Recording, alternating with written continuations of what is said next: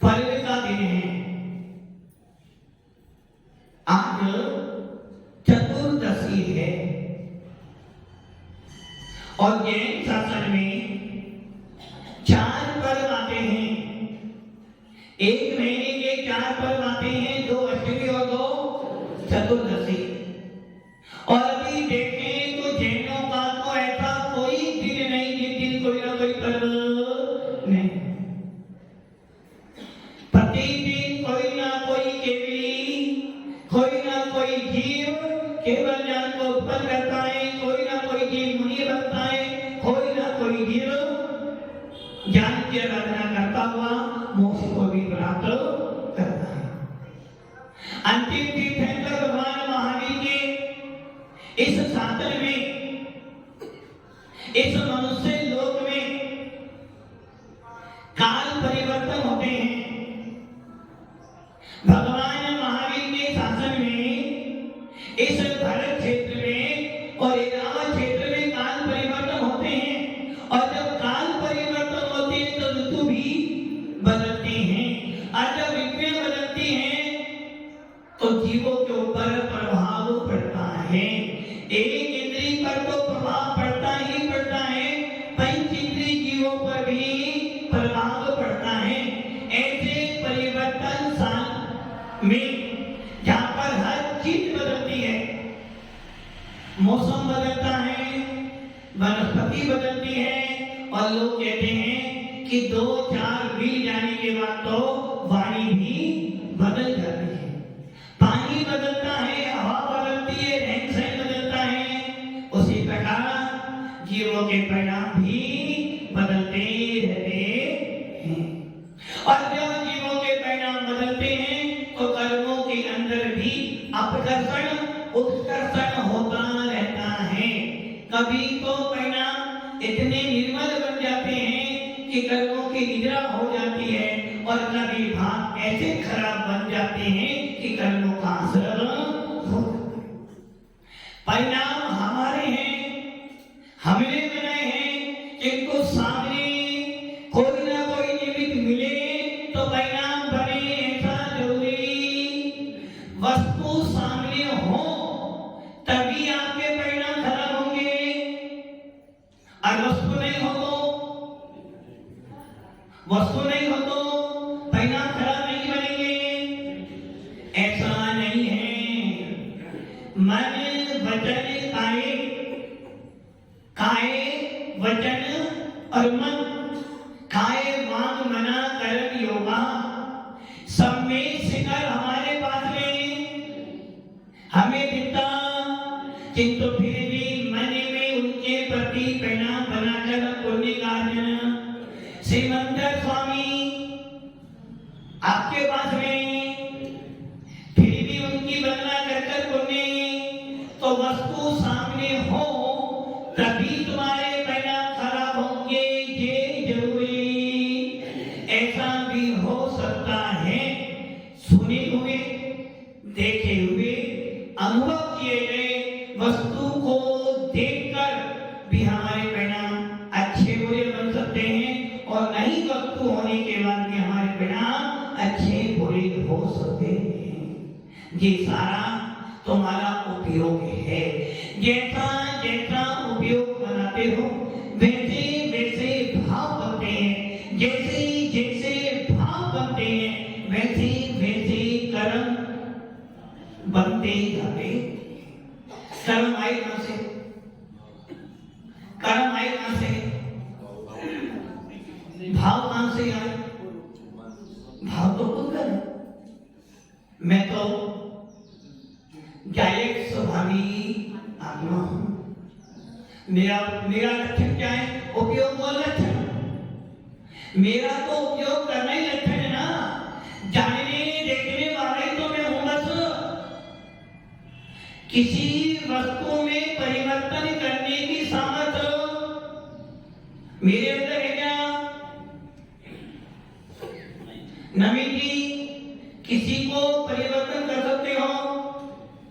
कर तो छोटे मकान से बड़े मकान में। पहले छोटे थे, अब बड़े हो गए। बच्चा पहले छोटा अपने आप हो रहा। संसार में कुछ भी काम अपने आप नहीं होता। संसार आपके परिणाम अपने आप बन सकते हैं क्या? क्या आपके परिणाम अपने आप उत्पन्न हो सकते हैं क्या? बिना कारण के कोई काम, किंतु कारण होने पे काम हो ही जाएगा ये जरूरी नहीं है। किंतु जब भी कोई काम होगा कारण को, अब कारण के मिलने पर तुम्हारे परिणाम खराब हो जाए जरूरी नहीं है। कारण के मिलने पे तुम्हारे परिणाम निर्मल हो जाए जरूरी नहीं है। और कारण के मिलने पर तुम्हारे परिणाम खराब निर्मल ना होकर आप स्थिर भी। खाना देखने के बाद बल्लाल जी, खाना देखने के बाद इच्छा होती है। और रात में देख लो तो, रात में देख लो तो आपने कहा खाना देखने से खाने की जरूरी नहीं है कि वस्तु देखने से इच्छा। केवली भगवान द्रव्यों की समस्त पर्यायों को युगपत देखते हो जाते हैं। सोनाम जी, केवली भगवान जीव अजीव आश्रव बंध संभर निजरा मोक्ष पदे पाप हर द्रव्यों की हर पर्याय को युगपत देख रहे हैं। ऐसा कोई भी समय नहीं है जिसमें तीनों लोकों के पदार्थों को केवली भगवान नहीं देख रहे हो। आप लोग कितनी वस्तु देखते हो? विनोद जी, आपके पीछे कौन बैठा है? आपके पीछे कौन बैठा है और आपके आगे कौन बैठा है? पीछे कौन बैठा है? नहीं देखा। मतलब कि आपने कितना देखा? थोड़ा देखा, सीमित देखा, मर्यादित देखा और अशुद्ध देखा। केवली भगवान ने असीमित देखा, अमर्यादित देखा और शुद्ध अशुद्ध सारी वस्तुएं देखी। मतलब कि छद्मस्त जीव जो होता है उसका ज्ञान भी सीमित है, उसका विषय भी सीमित है और उसके दृष्टि देखने की भी मर्यादा है। किंतु अनंत भगवान की कोई मर्यादा। केवली भगवान को तीनों लोकों के समस्त पदार्थों की समस्त पर्यायों को तीनों कालों की युगपत देख रहे हैं। सबसे ज्यादा राग देश किसको होना चाहिए? जो ज्यादा देखे। तुम्हारे पास में अरविंद जी 2 मकान हैं, बाबूलाल के पास 5 मकान हैं। वो तो ज्यादा परिग्रह किसके पास है? एक भिखारी के पास रहने के लिए कुछ भी नहीं है, आपके पास 2 मकान हैं। ज्यादा परिग्रह किसके पास में है? आपके पास में। एक भिखारी के पास कुछ भी नहीं है, आपके पास सब कुछ से ज्यादा परिग्रहवान कौन है? आप बात नहीं, परिणामों की गलती हो रही है। वस्तु के होने न होने से परिग्रह नहीं होता है, वस्तु के होने या न होने से आश्रव नहीं होता है। बंध कब होता है? वस्तुओं से यदि बंध होगा तो पूरे विश्व के अंदर सबसे ज्यादा परिग्रह अनंत भगवान के पास है। समो शरण ऐसी कोई वस्तु नहीं जो समो शरण के अंदर ना। आपके पास कितना सोना? 5, 10, 15, 20, 50 किलो। और केवली के समो शरण में तो ऐसी कोई चीज ही नहीं जो ना हो।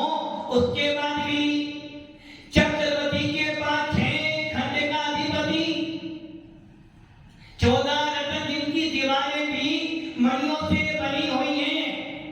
आदिनाथ राजा का वो 84 खंड का था और आपका मैं 5-7 खंड का तो 5-7 मंजिल को हूं।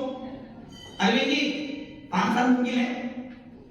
अब बताओ वस्तु किसके पास ज्यादा है? केवली के पास, चक्रवर्ती के पास, आदिनाथ के पास और आपके पास। वस्तुओं से बंद नहीं होता है, बंद होता है तुम्हारे भाव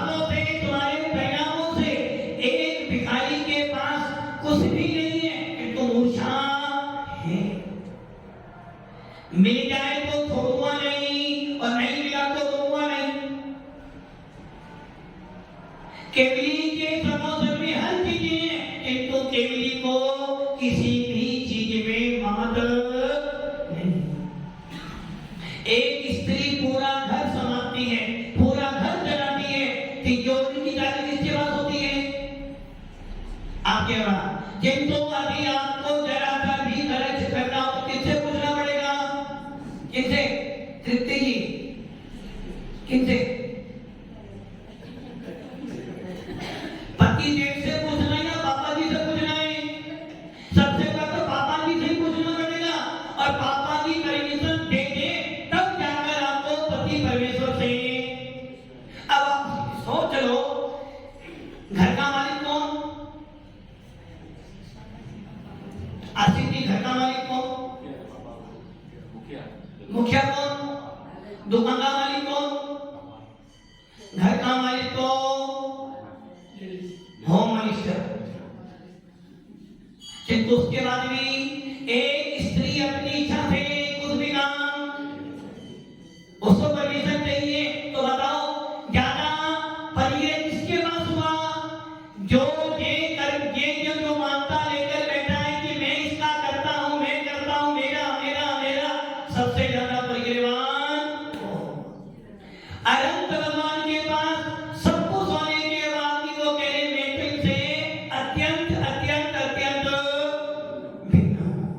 समो शरण के अंदर तीन कटनी, कटनी के ऊपर सिंहासन, सिंहासन के ऊपर कमल, और कमल से भी अलग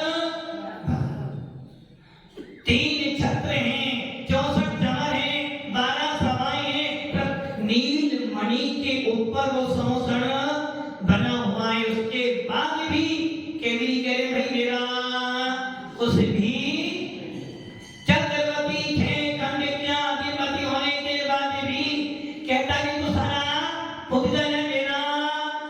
और एक भिखारी कहता है सब कुछ तो मिल जाए मिल जाए मिल जाए। बोलो कौन परिग्रह इसके बाद में? जिसके भावों में ज्यादा राग देश है, जिसके भावों में वस्तुओं के प्रति जो अपनापन है, उसके बाद सबसे ज्यादा परिग्रह। इसलिए हमारे शास्त्रों में लिखा है मूर्छा परिग्रह। आचार्य उमा स्वामी जी ने 7वें अध्याय के अंदर जहां सुख आश्रम का वर्णन किया है, वहां पे लिखा मूर्छा परिग्रह। परिग्रह क्या है? आपका परिणाम, आपका भाव। अलमारी में 1000 साड़ी पड़ी है, कितनी साड़ी पड़ी है? हर महीने साड़ी नहीं आनी है, और जोड़ जोड़ के 1000 हो गई है। किंतु हमने नियम कर लिया हमें तो बस 5 साड़ी ही चाहिए। बोलो अब क्या हुआ? परिग्रह किसके पास हुआ? आपके पास तो है नहीं, और सारी विश्व की संपत्ति मुझे मिल जाए, ये क्या हो गया? आपका मूर्छा परिणाम। इसलिए वस्तु के होने ना होने से बंद नहीं होता है, सारा बंद तुम्हारे भावों से होता। 10 मंजिल का मकान बनाया है, और हमने क्या किया? सारा मकान बच्चों के नाम, अपना कुछ भी नहीं है। बोलो परिग्रह किसके पास है? असली बात किसके पास परिग्रह है? बच्चों के पास। किंतु मेरे बिना कोई भी काम, 10 माले की मंजिल तो है, मेरी नहीं है, किंतु मेरे बिना जरा सा भी रिपेयर नहीं हो सकता। परिग्रह तो बस यही परिग्रह है। ये क्योंकि तुम्हारे परिणाम खराब हो रहे हैं, भावों की खराबी ही बंद का कारण है, और भावों की निर्मलता ही मोक्ष का कारण है। इसलिए आचार्य कुंदकुंज स्वामी कहते हैं सम्यक दृष्टि जीव घर में रहने के बाद भी, गणेश जी, सम्यक दृष्टि घर में रहने के बाद भी कर्मों का बंध नहीं करना। और मिथ्या दृष्टि जीव जंगल में जाने के बाद भी कर्मों का बंध क्यों? क्योंकि उसने अपनी आत्मा में 3 लोक की संपत्ति बसा रखी है, और जब तुम्हारी आत्मा के अंदर वस्तु बैठी है तो पुष्पदान और बारिश है, दोनों में क्या अंतर था? दोनों में क्या अंतर था? पुष्पदान घर छोड़कर आया था, बारिश भी घर छोड़कर आया था, किंतु बारिश के बारे में तो परमात्मा की लगन थी, और जान के मन में स्त्री के प्रति वस्तु तो नहीं थी, फिर भी कर्म बंध। वैसे ही भव्य आत्माओं वस्तुओं से बंध नहीं है, तुम्हारे परिणामों से बंध होता है। इसलिए आचार्य भगवान कुंद स्वामी बार बार आपको कह रहे हैं, भैया कोई भी काम कर उपयोग पूर्वक कर, कोई भी काम कर भाव पूर्वक कर। लड़ाई करनी हो तो क्या करें विनोद जी, लड़ाई करनी हो तो क्या क्या हुआ? लड़ाई करनी है ना भूपेंद्र जी, लड़ाई करनी है ना? नहीं करनी। किसी ने तुम्हें दो शब्द बोले और आप पूरे दिन टेंशन में, कासलीवाल जी भैया जी ने दो शब्द बोल दिया आपको जोर से, आपने सोचिए भैया जी क्या बोलूं, अंदर ही अंदर भाग दो, कुछ नहीं बोले, अंदर ही अंदर कूद रहे, बोलो क्या हुआ? भाग इंसान। और एक व्यक्ति ऐसा था, तुमने दो बोली छह सुनाई और जरा ने सारी बात हो गया। बोलो आश्रम किसको हो रहा है? किसको हुआ? लड़ने वाले को। अरे लड़ाई करो उपयोग पूर्वक करो, इनको लड़ने के बाद मिथ्या में खाना तो खाओ, पेट भर के खाओ, उपयोग पूर्वक खाओ, किंतु खाने के बाद रोना धोना। उदाहरण आता है, एक व्यक्ति ऊपर छत पर व्यायाम कर रहा था, व्यायाम करते करते नीचे से हमारे बाबू सेठ जा रहे थे और ऊपर नवीन जी व्यायाम कर रहे थे। और क्या हुआ? व्यायाम करते करते एक ईंट नीचे गिरी और बगल की बाल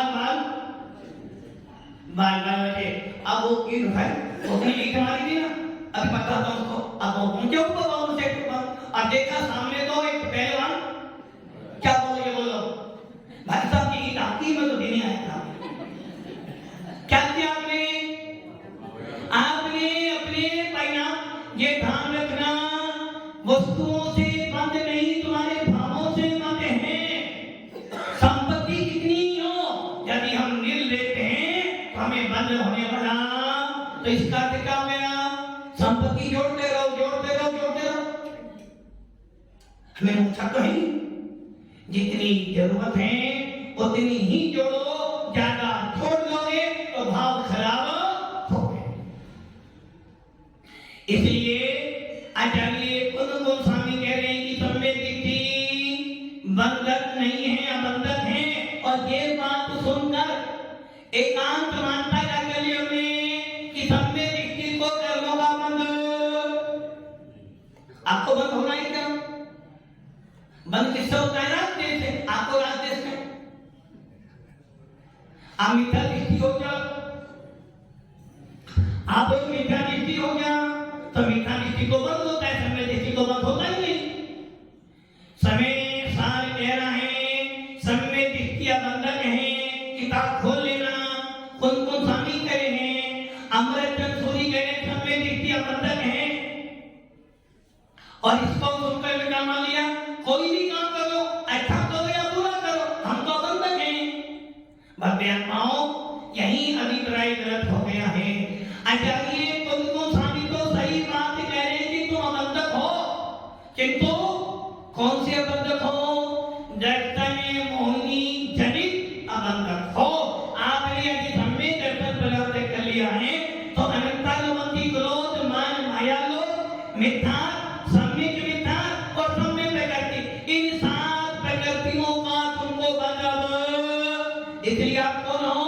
अबंधक, किंतु आप प्रत्याख्यान करता है, प्रत्याख्यान करता है, सुजन करता है, नौ करता है, तुम्हारे पास बैठी है, उसका तो बंध। मानताएं बदली हैं, अभिप्राय बदला है, इसलिए तो बंधक हो, किंतु रामदेश तो होता ही। रामदेश होता नहीं होता। रामदेश तो तुम्हारे पास में है, और जब तक राम जैसे बंद तो होगा। इसलिए भव्य आत्माओं, परिणामों में ही बंध है और परिणामों में ही मोक्ष है। आप लोगों ने कहानी सुनी होगी और बोलते भी थे, यदि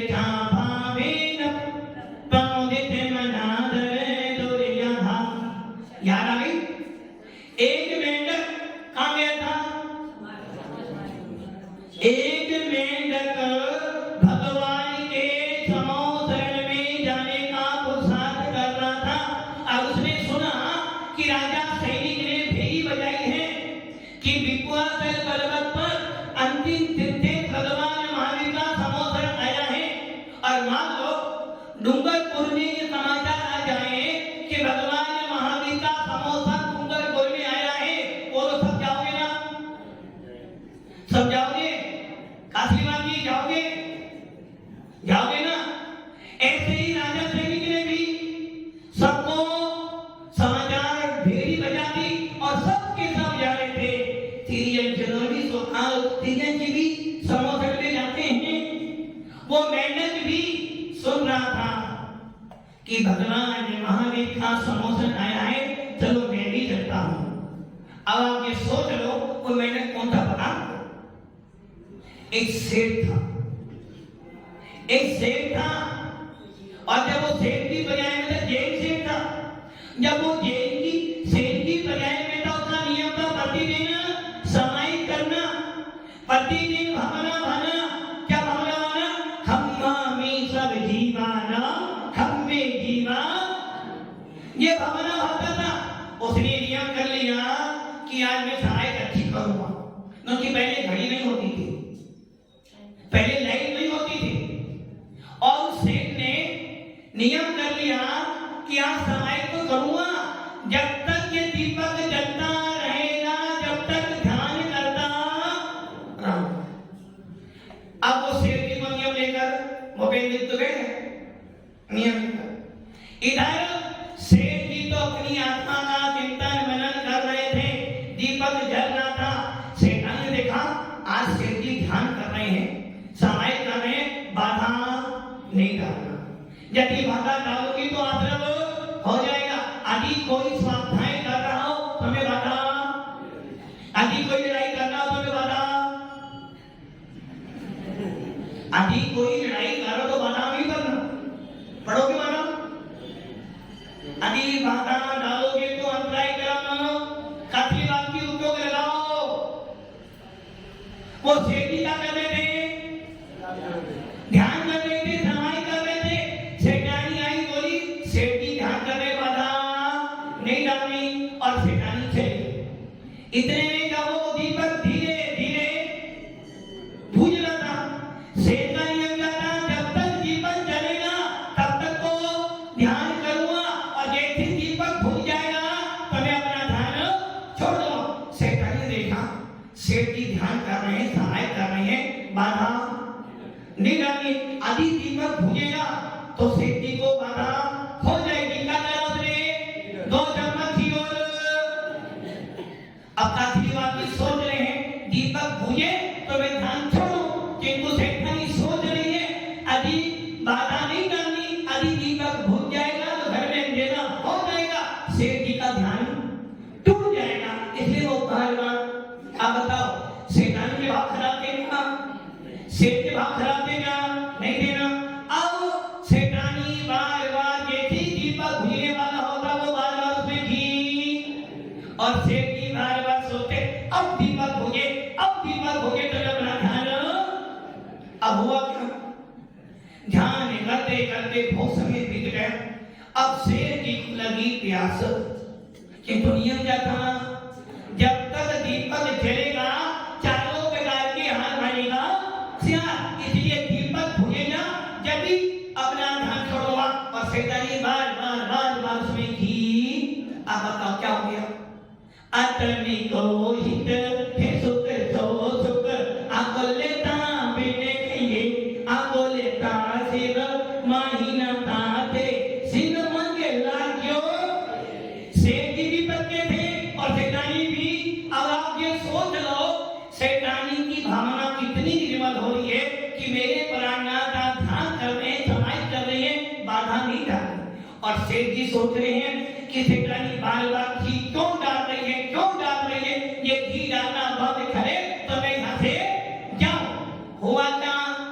ध्यान करते करते पानी की प्यास लगी, किंतु सेठानी घी डालती गई, डालती गई, डालती गई, और सेठ जी राम नाम सत्य है, सत्य बोलो। सेठ जी का नाम सत्य। अब तो सारा बात किसको लगा? पति देव खाना खाने आए हैं और आपने उनको 2-4 तृप्ति दी, 2-4 सुना दी, बोलो सारा किससे हो गया? बेचारा दिन भर तो काम करे और एक टाइम खाना जी ने ऐसा किया, मंजी ने ऐसा, वो हिनेश ने ऐसा किया। अब बताओ वो खाना खा गया तुम्हारे से, तुमने सुनाई क्या? अब वो खाए थे गुलाब जामुन। अब मुझे भैया खाना छोड़ो, यहाँ तो खाना भी पेट भरने मिला, चले गए। क्या हुआ? सारे परिणाम तुमने खराब बनाए। आफत किसको लगा? आपको।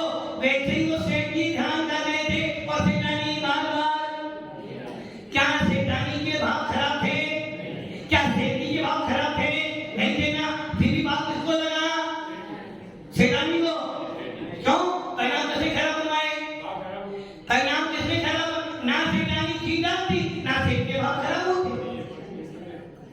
सेठ जी के परिणाम खराब हो गए, मुझे पानी पीना है, पानी पीना। सेठानी की डालना बंद कर, किंतु फिर भी क्यों नहीं कर? दर्द संयम तो पालन किया ना। और मेंढक बनो, कहां बने? अपनी ही बावड़ी में मेंढक। अब सोच लो, एक सेठ भावों की थोड़ी की खराबी थे, कौन बन गया? तिर्यंत। एक मनुष्य गति का जीव, एक जैन कुल का जीव तिर्यंत बन गया। तो आप कितने परिणाम दिन भर में खराब बनाते हो? नमिंगी कोई माप को बुखार नापने का थर्मामीटर है, दूध नापने का मीटर है, कपड़ा नापने का मीटर है, और मर जाने के बाद कफन का भी मीटर होता है, किंतु आपके भाव को नापने का कोई मीटर है? कोई मीटर? मीटर तो है। गुण स्थान तुम्हारा मीटर ही था, किंतु वो गुण स्थान तुमने इतना हाई कर दिया, इतना हाई कर दिया कि वो भी तुम्हारे सामने आ गया। अब सेठ की मेहनत तो बन गई। और जैसी सेठानी कोई ले जाती, पानी भरने जाती, तो मेहनत उछल कर सेठानी के ऊपर आ जाता। क्यों? पूर्व संस्कार ये तो मेरी। अब राजा सैनिक ने देख लो, परिणाम खराब हुए तो मेहनत बन गया।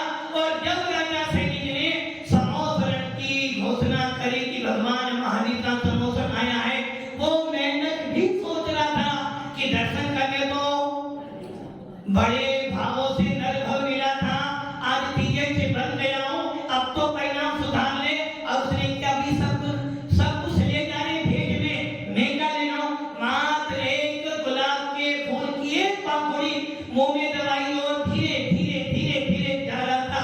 उधर से कौन आ रहे थे? राजा सैनिक।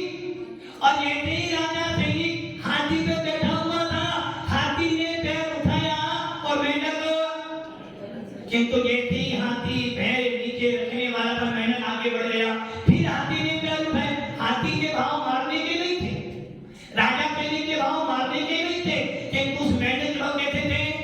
धीरे धीरे चलो जी मंदिर, भगवान के गुण गाने को, बढ़ते चलो हजारों लोगों भीते लागता। उस हाथी के भाव क्या थे कि देखो मैंने परिणाम खराब बनाए, उस समय पे मैंने पानी की इच्छा करी, मेहनत बन गया। हे भगवान, अब अच्छे भाव बना लो, यदि मेरे अच्छे भाव बन गए तो मेरा फिर से सुधर जाएगा। और मेहनत ने भाव अच्छे बनाए, धीरे धीरे मंदिर जा रहा था समोसरण के लिए, और हाथी के पैर के नीचे आया, हाथी ने पैर रखा और मेंढक मर गया। किंतु भाव क्या थे? भाव जिनेंद्र देव की वंदना के थे, परिणाम वीतराता की वंदना के थे।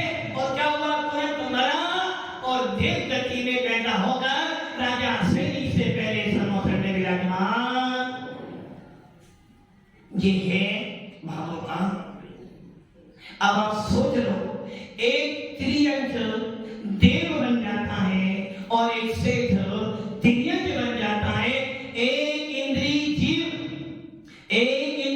पृथ्वी, जल, वनस्पति, मनुष्य बन जाते हैं, और एक पहले दूसरे स्वर्ग का देव संतरे परिणामों से एक इंद्रिय भी बन जाता है।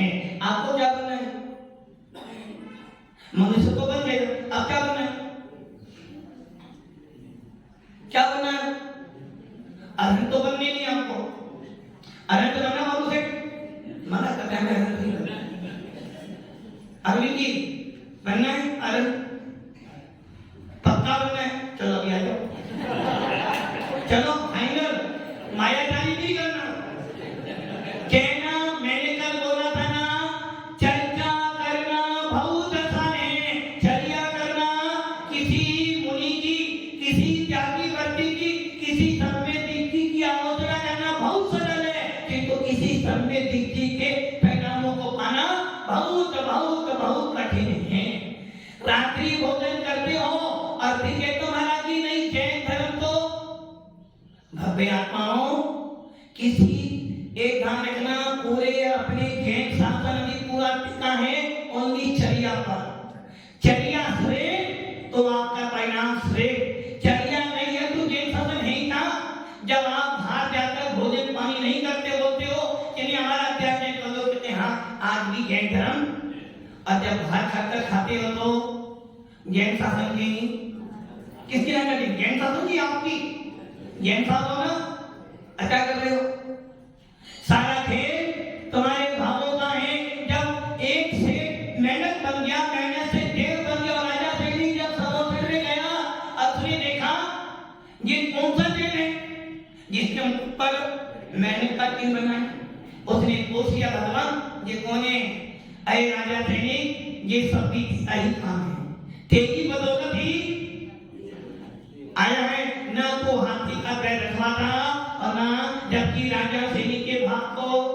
अब आप सोच लो, एक राजा सैनिक से पहले भी मेहनत जाकर देव बन गया, तो यदि आप अपने भाव अच्छे बना लो तो कहां जा सकते हो? पूरी रामायण देखिए, अपनी कुछ रावण कौन था? देव गति जाना हमारा प्रयोजन नहीं है, देव गति में जाना हमारा लक्ष्य नहीं है।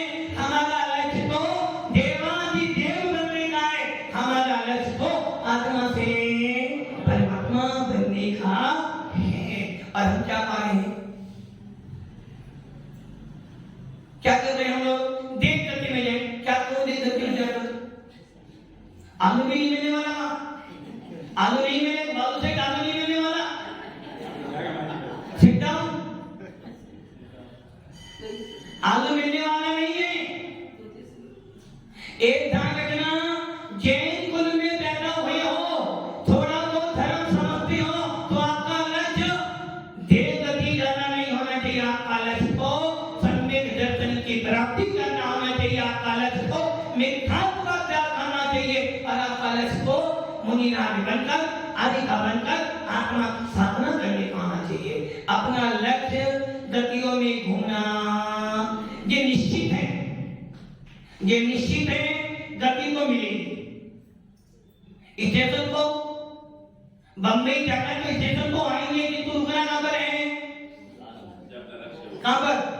खंडाला बम्बई रुकोगे। वैसे ही जाना तो शैतानियत में ही है, लक्ष्य तो मेरा आत्मा से परमात्मा बनने का ही है।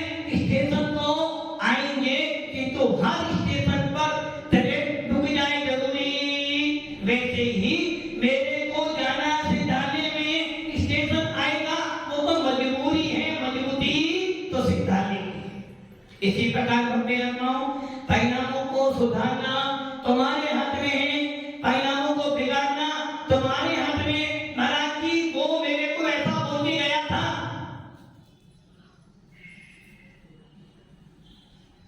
अरविंद जी उसने मुझे ऐसा बोला था, छोड़ूंगा नहीं। क्या करा नहीं?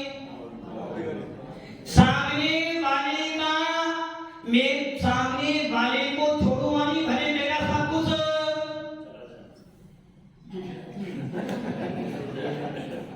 भले ही मैं बर्बाद हो जाऊं, छोड़ूंगा नहीं। ये क्या हुआ? तीव्र तीव्र मिठास कलंकाओं से परिणामों की खराबी। कहावत है ना, जो दूसरों के लिए कुआ खोदता उसके लिए खाई। आदि कोई व्यक्ति अंगुली आग उठाए और सामने वाले को जलाए तो क्या होगा? सबसे पहले तो तेरा ही हाथ जलेगा ना। आदि तूने सामने वाले के बारे में बुरा सोचा है। काफी मांगी बहुत खराब है, मामी जी बहुत खराब। और आदिनाथ मामी जी बहुत खराब हो तो क्या हुआ? मैंने क्या भावना भाली? महावीर जी खरा तो बोलो, मेरे सोचने से क्या बुरा हो जाएगा क्या?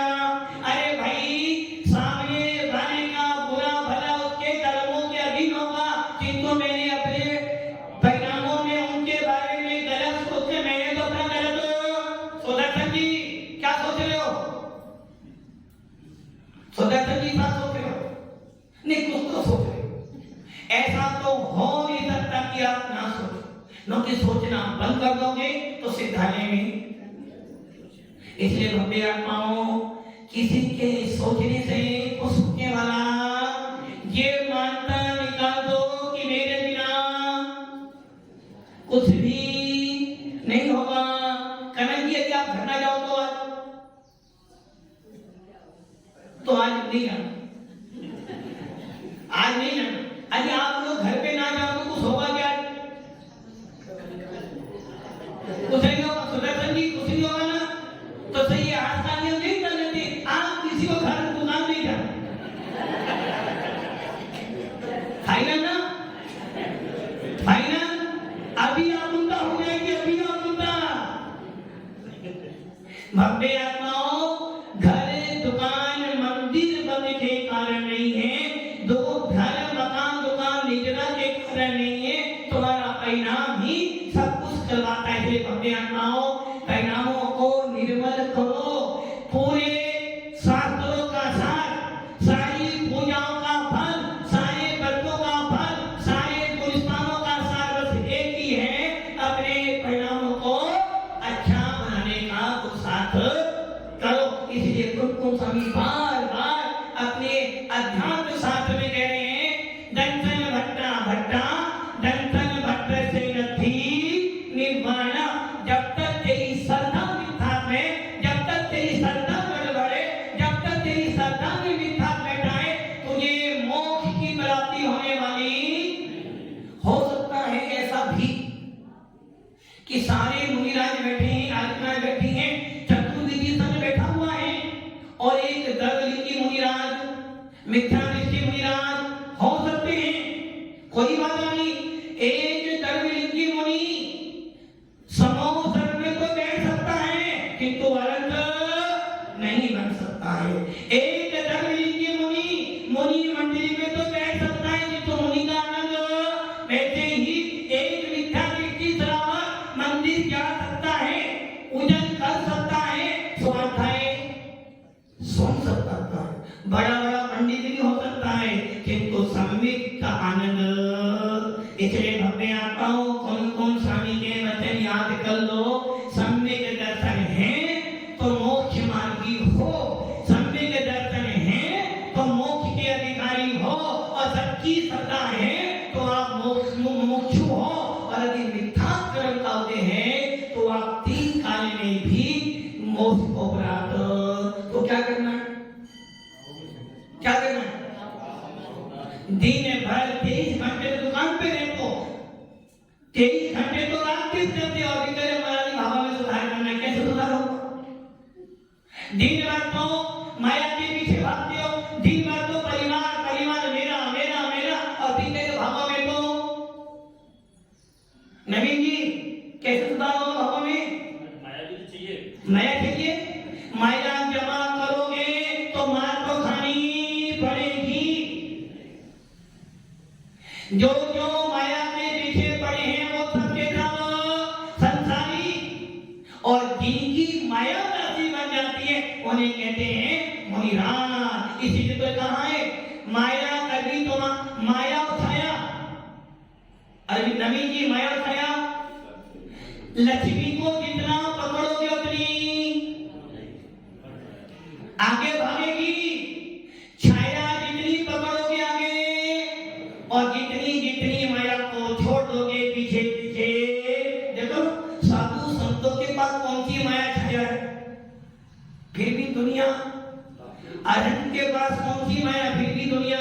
इसलिए भव्य आत्माओं, सबसे बड़ी लक्ष्मी मेरा सम्यक दर्शन है। सबसे बड़ा उपकार यदि मेरा कोई कर सकता है तो मेरे भाव कर सकते हैं। इसलिए भावों को निर्मल करो, अपना मोक्ष मार्ग पसंद करो, और जिसके भाव बढ़िया उसका मोक्ष मार्ग सोपा।